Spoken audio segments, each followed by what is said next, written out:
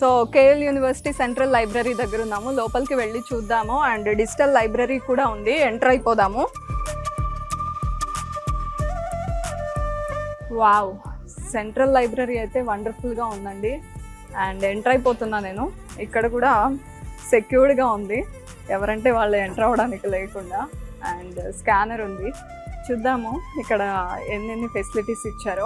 అసలు మీకు ఇక్కడ చూస్తుంటేనే అర్థమవుతూ ఉంటుంది ఎన్ని చైర్స్ ఉన్నాయి, ఎంత మంది రావచ్చు, ఎంత డిసిప్లిన్డ్గా హాయిగా డిస్టర్బెన్స్ లేకుండా చదువుకోవచ్చు, ఇన్ఫర్మేషన్ తీసుకోవచ్చు. మీకు అర్థమవుతుంది ఓవరాల్గా ఎలా ఉందో లైబ్రరీ. ఒక లుక్ వేయండి, ఎన్ని ఫ్లోర్స్ ఉన్నాయో కూడా మీకు అర్థమవుతుంది.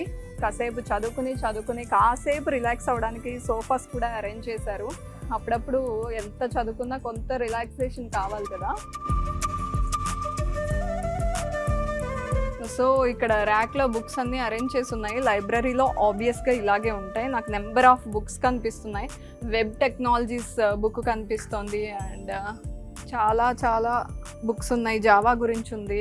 అండ్ ఇటువైపు అంతా చూస్తుంటే పైథాన్కి సంబంధించి రకరకాల బుక్స్ ఉన్నాయి, అంటే వేరే ఆథర్స్వి. ఇదంతా ఇక్కడ నుంచి మొత్తం పైథాన్ గురించి, డీప్ లెర్నింగ్ పైథాన్ అని కూడా ఉంది ఇక్కడ.